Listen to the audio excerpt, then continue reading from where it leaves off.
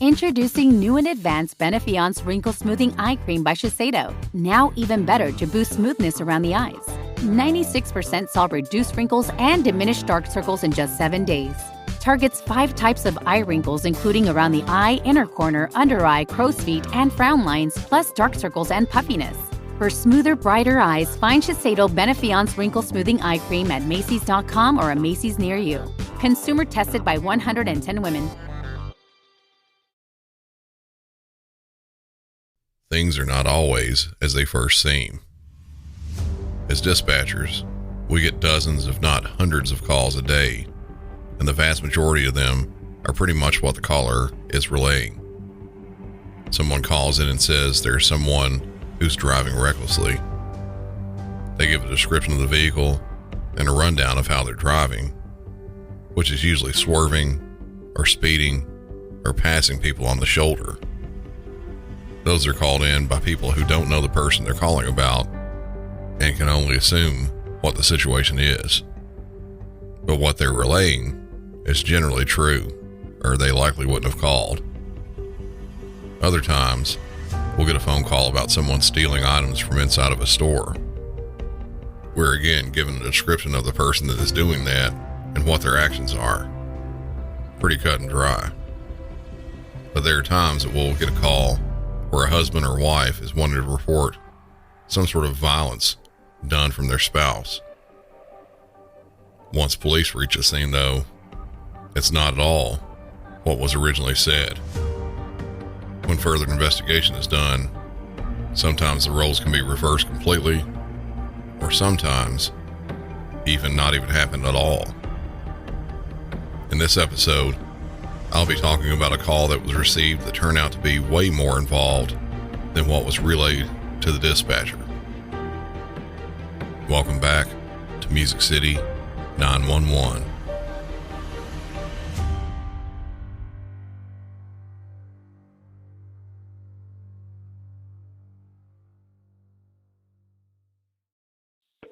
Where is your emergency? The corner of Riley Thompson and Automobile. It's on Automobile Road. We come up to this lady. She's laying in the road. I think she was hit by a car. Okay. She's got a head injury. Okay, so Riley Thompson and Automobile? Yeah, on Automobile Road. Okay, which way from? 4300 Automobile Road. 4300 Automobile. Okay, stay on the phone here with me, okay? I'm going to get some help right out there for you. Did you see what happened to her? She has a pulse. We just came up on her. Is she unconscious? Yes, she is. Okay, you stay on the phone with me. Is she breathing? She is breathing. She has a pulse. Okay, did you see who hit her? Does she have obvious injuries? She has a head injury. Okay. She's got a head injury and she's laying face down. Okay, don't move her around, okay? Yep, we're not moving her around. Okay. Is she by herself? You need to hurry. She's all by herself. Okay. It's really irregular. My wife is a nurse, so she... Okay, sir, I got help that's going to start help. Okay. Okay. What's your name? My name is Mark Klimt. Okay. Mark, someone else here is starting some help. I'm going to update them about what's going on, okay? Okay. I don't know what to do. Okay, sir. Mark, what's your phone number? Okay. You need to hurry. Okay, sir, they're on the way already, okay? Did anybody see anything? What else? I don't know what else to do. Okay, sir. Just tell me if she's... Just okay. checking her pulse, and it's really weak. Okay. Weak pulse? She has not been moved, but she's halfway in the road. Okay. Get your car. The road is not busy. Okay. What kind of car are you in? I am in a Toyota Camry, Burgundy. Okay. I'm right in the middle of the road. Nobody's going to get by me. Okay. Get your flashers on. Get your flashers on? Yes. Okay. Ask your wife if she thinks she needs CPR. Does she need CPR, Michelle? Does she need CPR? She's still breathing. Okay. And she has a pulse. Okay. Tell your wife that if she needs CPR, I can help her with that, and I will stay on the phone with you. The fire department and the ambulance are on the way. Okay. No, Michelle, just leave her. If she's got a pulse, she's fine. Okay. I need to know if she's breathing normally. If she's breathing normally, Michelle. She is not breathing normally. Okay. We want to start CPR then. Tell her to go ahead and start with CPR. She's on her. She's on her chest, and Michelle would have to turn her over. Okay. What we can do then is we can move her over, but I want her to be real carefully when she turns her over. I want you to stabilize her head, her neck, and her back. Stabilize her head. You know what? There's another car coming. Maybe I can get them. She's a bigger. Okay. They're on the way, Michelle. They're on the way. Okay. I can help her with it. She's just a little paranoid to move her. Okay, I understand. Okay, if she doesn't want to move her, that's fine. But if she's not breathing normally, then we're not going to hurt her anymore. I don't think I don't know if we should move her. Okay. She's got a pulse still. Okay. Tell her to use her best discretion if she's a nurse. Michelle, use your best discretion. What you should do. She's got a really bad head injury. She's bleeding from her head? Yes, she's bleeding quite a bit from her head. Okay. Do you see anything around her that would... She's got blood coming from her ear. That would be her right ear. Okay. All right. I'm going to check with the supervisor here real quick, okay? Okay.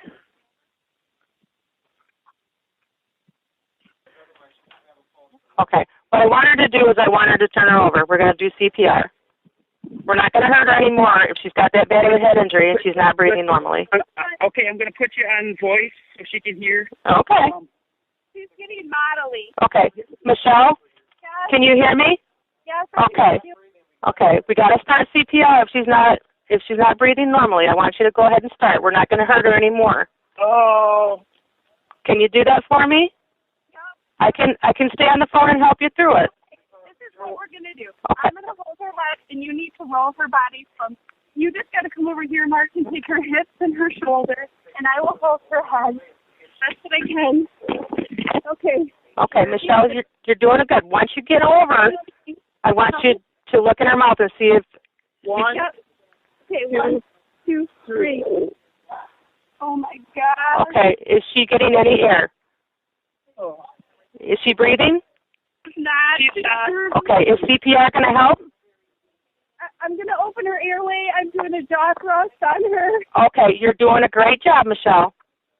She's not breathing, no. Okay, I want you to start with CPR, okay? Do you remember how to do it? I remember how to do it, but my husband's going to have to hold her. I got her. Okay, you guys are doing great. Just grab her behind here. Right. Hold both sides. Just hold both sides and hold her airway open and her head steady. I'm here for you if you need anything from me. All right. Stay there, Charlie. Michelle, make sure you get good deep breaths in her. Yep. I can't. She's got blood all over over her face. Okay. I don't have anything to... Okay, you can just do chest compressions. Okay. You don't have to put air in her mouth. Just go with the chest compressions. You guys can take turns if you need to. Oh, she's making funny noises when I do this. Okay, that's fine. You're not going to hurt her if she's not breathing. Just go ahead with the chest compressions. Let's get that blood through her. Holy cow. Where is somebody? They're on the way. 4300 Automobile, right? You're going to hear sirens real shortly. Automobile. Okay, you're going to hear sirens real shortly. They're driving there. Is somebody else stopped now? No, nobody. Okay. You guys are doing great. I know it seems like it's taken a very long time. They're driving there as fast as they can. Keep going, Michelle. You're doing good. You guys are doing great. You can take over for her if you need to, okay? Keep going. Oh, my gosh. Who could do this? You're doing great, Michelle. I know, but who could hit a woman and just leave her? Okay. Oh. Okay, I'm starting to hear some, Yep, those are for you. Oh. Keep going, I know this is hard. You're doing great. Hold it together just a little longer, okay? Come on, you can do it. Come on, honey, you can make it. Oh, come on. Mark, you can help her, okay? Are you helping her? Okay. I hold her neck, I guess, the way she's telling me to. Okay. Go on, Michelle. Keep going. Okay, you hear the sirens? I want you to keep doing the chest compressions till someone takes over for you. He's almost here.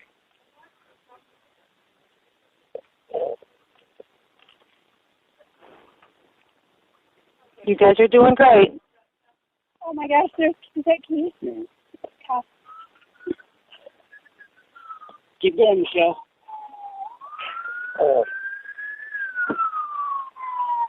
Keep doing it till he gets there, okay? Yeah. He's getting ready. He's got to get some stuff out. He's going to be right there for you. He's right behind me. No, back to the nurse. Keep it going. Yeah, Okay, thank you. we found her face down. Face down. This is what I stabilized her neck. Okay. Mark? Yeah, Mark, your phone number. that's correct. Okay, you guys did a great job. I'm going to let you go and have him take over for you. Okay. All right, thank you, sir. Thank you. Bye-bye.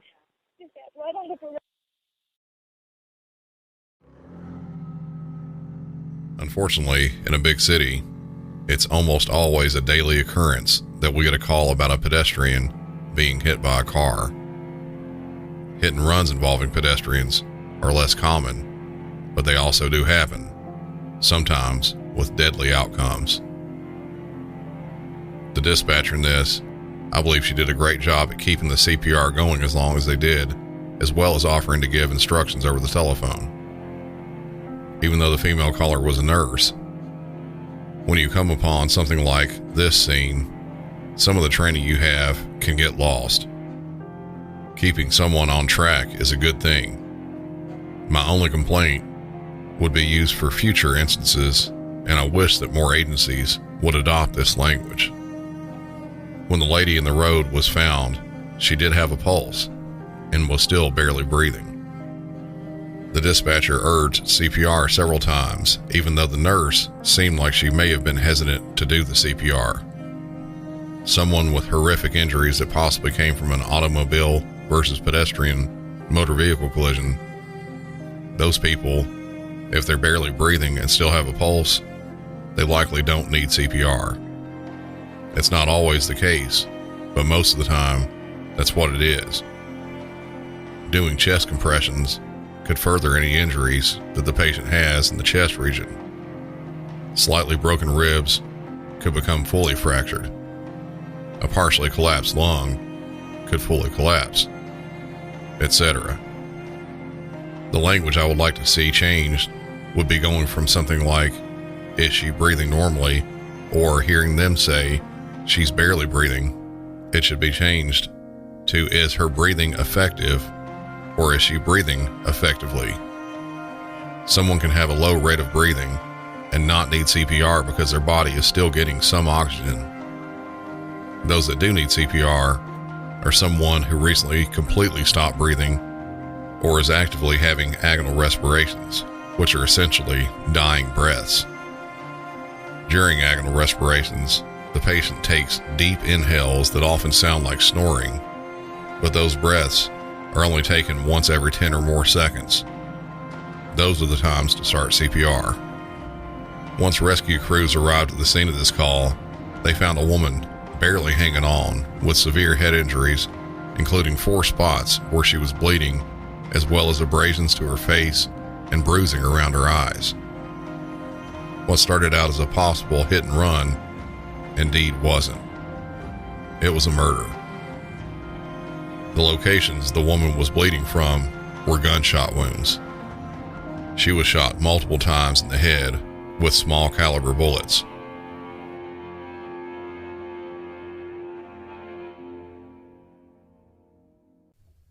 On June 29, 2014, 36-year-old Rebecca Becky Bletz was out jogging after getting home from work as an assistant occupational therapist at a nursing home, a job she had had for the past 18 years. She was also a basketball coach at a local middle school called Reese Puffer Middle. Shortly after her run began that night, she was murdered. But investigators couldn't initially determine exactly where or when it happened. Estimations were made that she was killed around 2 hours before her body was found, but that was about all they had. She had valuables in her possession, but nothing was taken, so they ruled out robbery as a motive. They were stumped. No further initial leads were found. No witnesses were stepping forward. The hope to find Rebecca's killer seemed to be dwindling fast.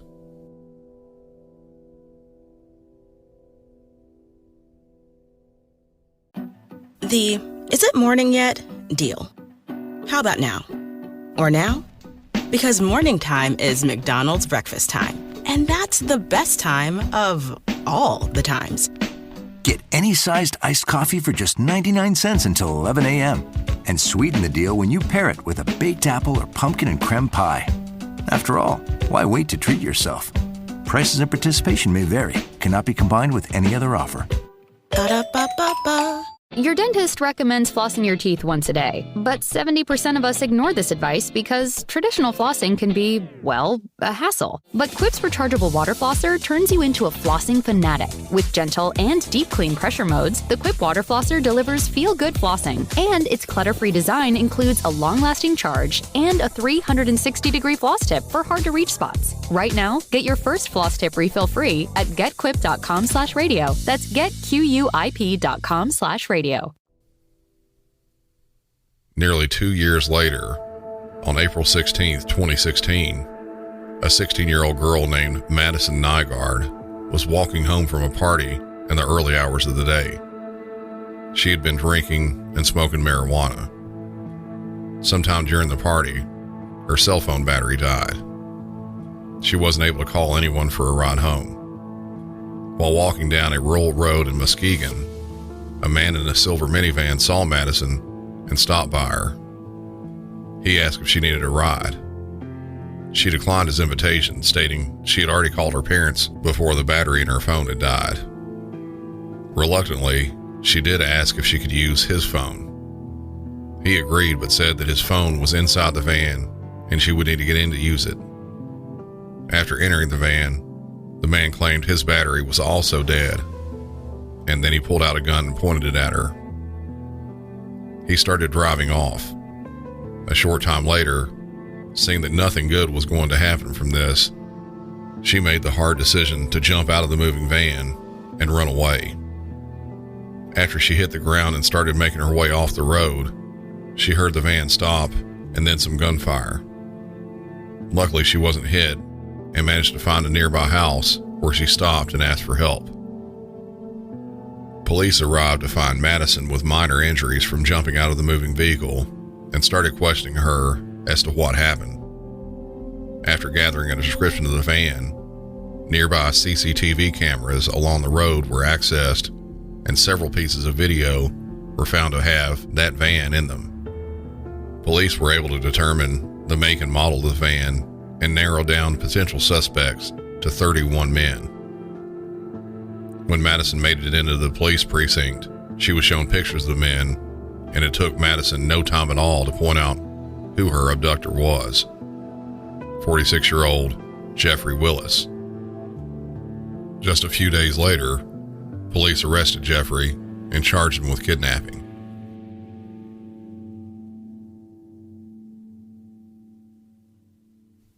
Reading directly from court documents, during a search of defendant's van in 2016, police found a stolen Walter P.22 pistol with the serial number obscured.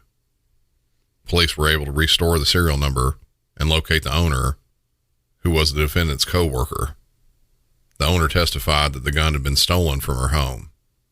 She also testified that the gun had a laser sight when she purchased it. However, when the gun was recovered by police, the laser sight was missing. Reading further from the same document, according to the evidence at the trial, the defendant used the Walter P.22 pistol to kill Rebecca Bletch, who was found shot to death on a road near her home. Bletch's DNA was found on gloves and a vibrator in a locked toolbox. In a lockbox, which was also locked, Bletch's DNA was found on handcuffs. In the same lockbox, police found the Walter P.22 pistol.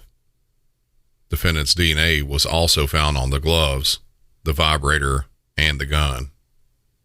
Both the toolbox and lockbox were found in defendant's van, and together, the toolbox and lockbox comprised what the prosecutor characterized as defendant's rape kit, containing various items such as handcuffs, rope, restraints, chains, sex toys, a gag, lubricating jelly, insulin, syringes, a human anatomy diagram with injection points, gloves, Viagra, cameras, and bullets.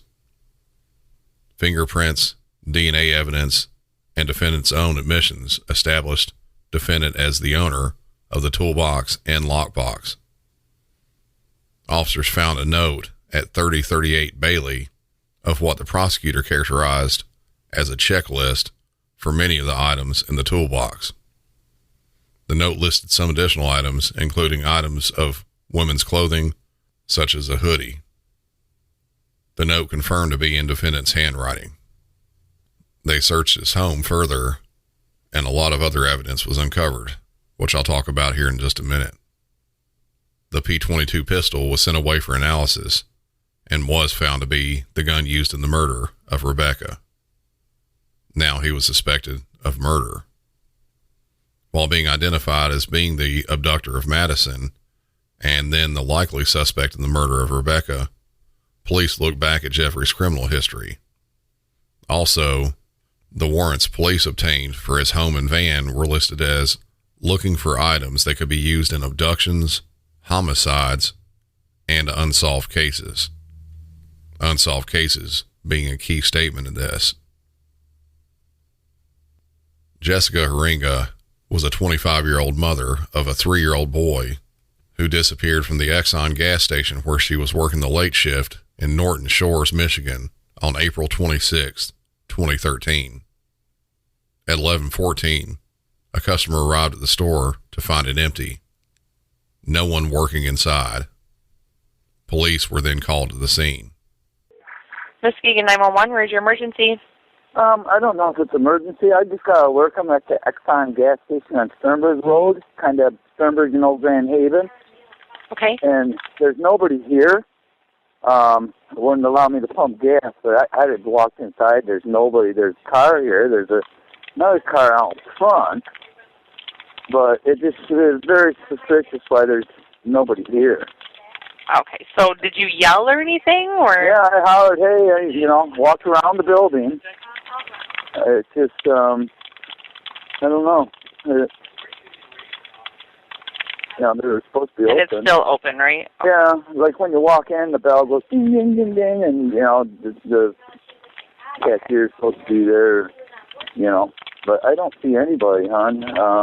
And how many vehicles did you see in the parking lot? Well, there's one parked by the building, and then there's another one that's a Honda, little SUV. So it just seems strange. I come here after work. You said it's on Sternberg, correct? Yeah, it's on Sternberg. It's just past the expressway. Okay, I'm showing the address there, the Exxon 1196 East Sternberg. You said just past the expressway. Okay. Are you going to be staying there, or? I can. I should. Okay. If somebody close, I'd hate to see somebody come in and grab and run. Okay. If you feel comfortable staying there, I do have an officer notified. Let me see where he is right now. I'm just concerned that nobody's hurt or why. Right. It looks like we have an officer who is just north of Ohio on Grand Haven right now. Okay. I can stay here. I'm in the black Jeep. In the black Jeep. I'm right at the gas pump, and he can check my gas tank. I'm still on empty. I didn't get no gas out of it. Okay. In a black Jeep. Okay. Yep. Like I said, he is on his way right now. If anything changes, I want you to call me right back. Okay. We'll send him out there, and if you feel like you have to leave, just give us a call back and let us know. Okay? Okay. I still don't see anybody. I'm outside, so I don't see anybody.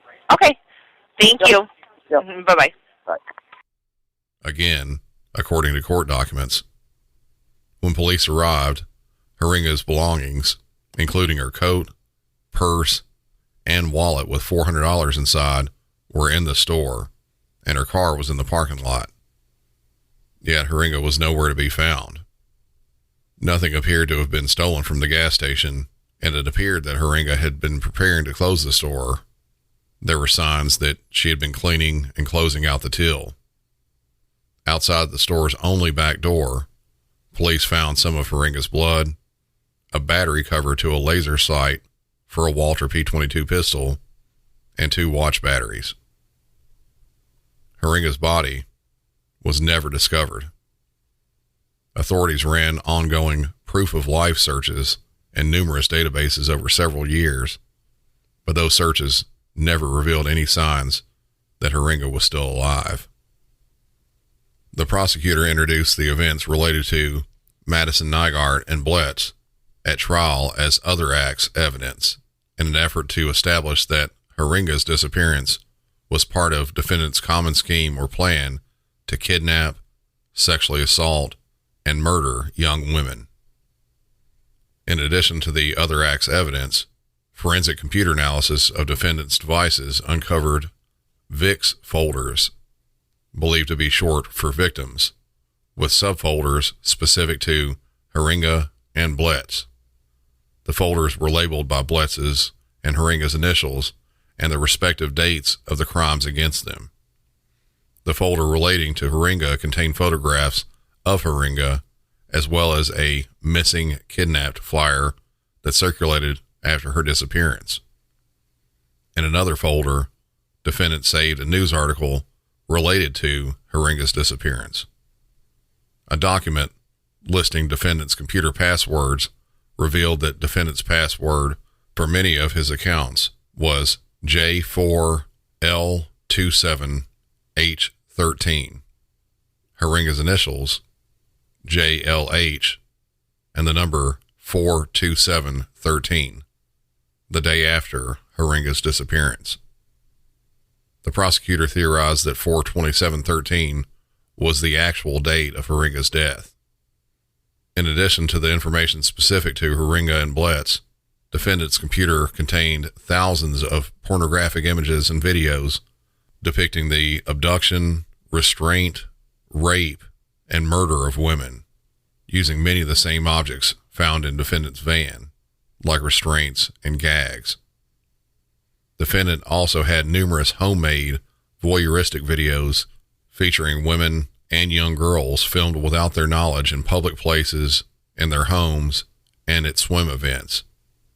On the basis of this and other evidence, the prosecutor argued that Haringa had been kidnapped from the gas station and killed by defendant.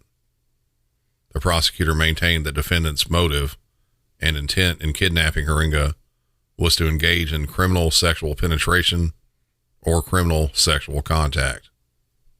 The hoodie that was found in Jeffrey's possession, that also belonged to Jessica. As I said previously, her body still hasn't been located.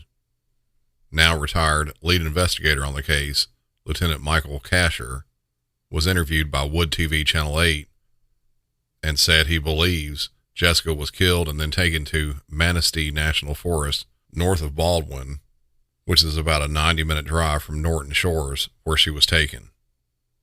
GPS records from his phone were retrieved and showed him in the area. Police have since combed the area trying to find Jessica's body, but have been unable to do so. The area she's believed to be is so densely packed with trees that investigators say that you could be 15 feet away from a burial site and not know it's there. Later phone data showed Jeffrey Willis going back to the same area twice on two separate occasions, with police believing he was either going to tidy up the burial site or to just visit the body. Jeffrey had two separate trials, one for the murder of Rebecca and the other for the murder of Jessica. At the end of the trial for Rebecca, the verdicts for his charges were read with audible reactions from the family. All right, the defendant will please rise and the bailiff will publish the verdicts. People v. Jeffrey Thomas Willis, case number 163145 SC, count 1, guilty of first-degree premeditated and first-degree felony murder. Count 2, felony firearm, guilty. Okay, ladies and gentlemen, you've heard the verdict announced by the bailiff indicating that you find the defendant guilty of first-degree premeditated and first-degree felony murder and guilty of felony firearm. Is there anyone who disagrees with that verdict? Please raise your hand if you do. All right, let the record reflect that no one raised their hand. Do you care to have the jury polled, Mr. I do not need a vote. Mr. Johnson, you care to have the jury poll? Given the course of asked question, that won't be necessary. All right, thank you. Then, ladies and gentlemen, this will be entered as the official verdict at this time. Do you have a date? I do, December 18th. All right, the defendant will be remanded in custody of the sheriff without bond pending his sentence on December 18th at 9:15. Remanded defendant at this time.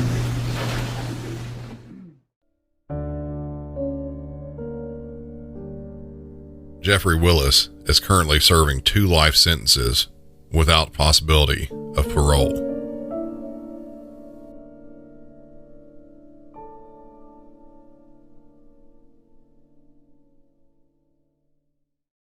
That'll do it for this episode. Before I go, I've been dying to tell everybody about CrimeCon.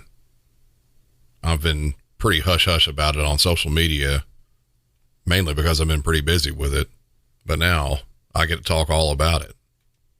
It was a long and amazing weekend. The prep work going into everything was super intense and took up a ton of my time, but it was all well worth it. Designing and picking new items like a banner, tablecloth, thousands of new and different stickers and business cards, that was all time consuming, but didn't take up nearly as much time as preparing for my session did. I spent days on it with the interactive PowerPoint that incorporated audio and video in multiple places, picking out example calls and finding details, all while whittling and editing them down to something that would be short and pointed.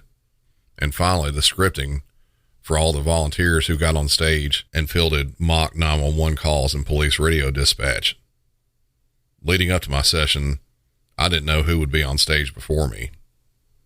It was a live taping of Nancy Grace's podcast with a host of huge name true crime personalities. I walked past the area and saw that the seating was packed.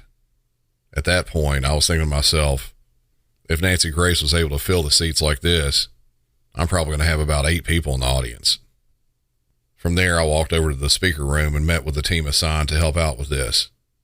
There were probably around 20 people on the team between the front of house people, organizers, audio and video people, and the actors that were helping out with the mock drills. Setup for everything took a long time too, probably about an hour and a half. I was confident in the work I'd put into it and was ready to go, but I still had that lingering thought in my head that the crowd was going to be light. The announcer gave his intro and called my name, and I walked on stage. I was shocked, seriously shocked, when I saw that every seat was taken and there were people standing in the back watching. It was an amazing time, and I felt just incredible from all the support from everyone there. It really, really meant a lot to me. Past that, the time meeting with all you listeners and talking about the show, taking pictures, everything else, I wish I could do that every weekend. Seeing all my other podcast friends was also incredible. We all had a blast. And I managed to finagle a good friend of mine a table right next to me, Bob Mata from Defense Diaries.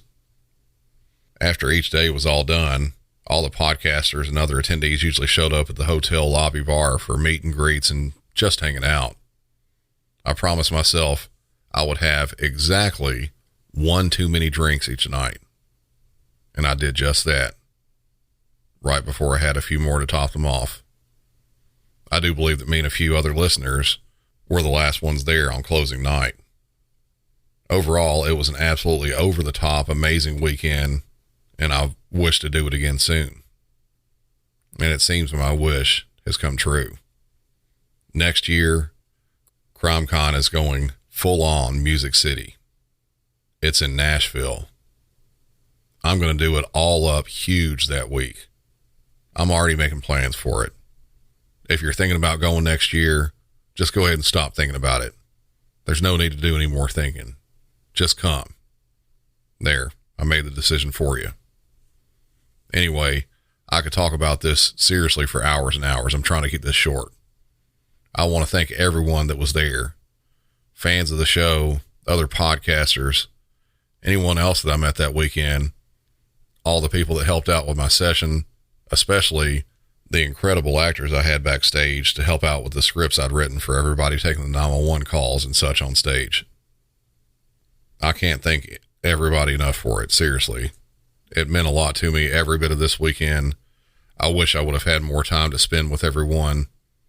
I know that my Saturday on Podcast Row was short, but that was mainly because of my session and all that was leading up to it, all the setup and everything. So I didn't get to meet as many of you as I wanted to. But next year, which I believe the dates are just the end of May through the beginning of June. If that's the case, it's not even a year away. It's only a few months. But those of you that are going to come to that, it's going to be an all-week thing for me. I'm going to try to do stuff before CrimeCon with other podcasters, probably have meets and greets beforehand. I'm not even sure what we're going to try to do. But as I said, I'm going to do it up all week long.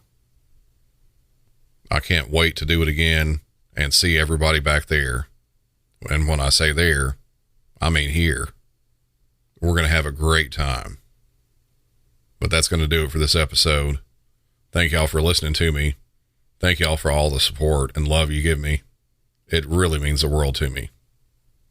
Until next time, for Music City 911, I'm Brandon, and y'all have a good one. Whatever you're saving up for, a CD from Sandy Spring Bank lets you grow your savings at a guaranteed rate.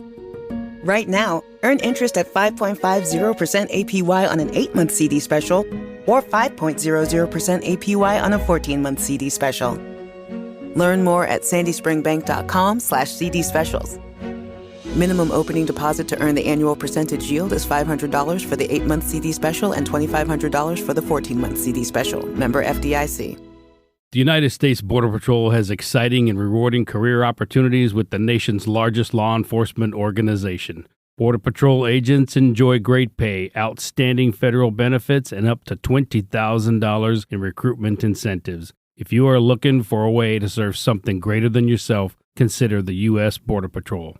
Learn more online at cbp.gov/careers/USBP. That's cbp.gov/careers/USBP.